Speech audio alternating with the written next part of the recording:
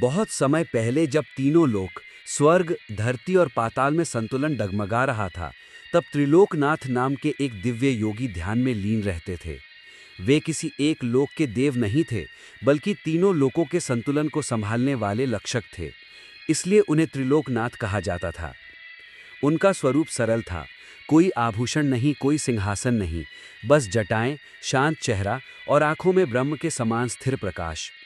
एक दिन तीनों लोकों की शक्तियां एक साथ असंतुलित हो गईं। पाताल में दानव ऊर्जा बढ़ी, धरती पर मानव लालची और क्रोध में डूबने लगे, और स्वर्ग में देव अहंकार से ऊपर उठने लगे।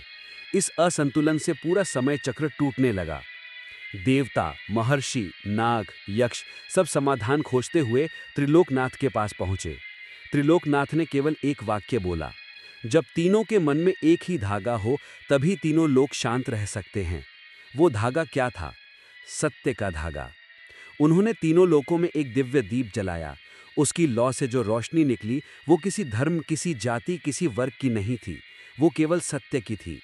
जो भी उस प्रकाश के पास जाता, उसका क्रोध स्वयं शांत हो जाता, उसका लोभ टूट जाता, उसका अहंकार पिघल जाता। धीरे धीरे तीनों लोक फिर से संतुलन में आ गए।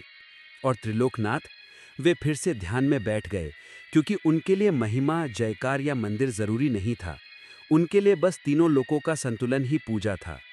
कहा जाता है, आज भी जब किसी मनुष्य के मन में सत्य की ज्योति स्वयं जल उठती है, तो वहीं क्षण में त्रिलोकनाथ का ध्यान उस मनुष्य पर पड़ जाता है।